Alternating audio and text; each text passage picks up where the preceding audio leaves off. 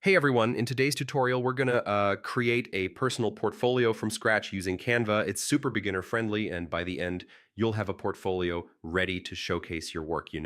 So let's jump right in. First, log into your Canva account using your email, Google, or Facebook. If you don't have an account yet, just sign up. It's free and really simple.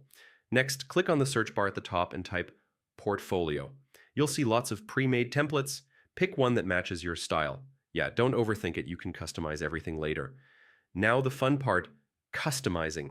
You can change colors, fonts, add images of your work, or insert text describing your projects. Remember to keep it clean and professional. It makes a big difference. Add your name, a short bio, and links to your website or social profiles.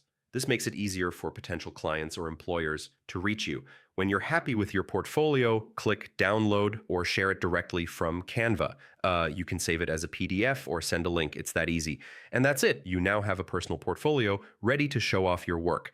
If you found this helpful, yeah, don't forget to like and subscribe for more easy design tutorials. All right, see you in the next one.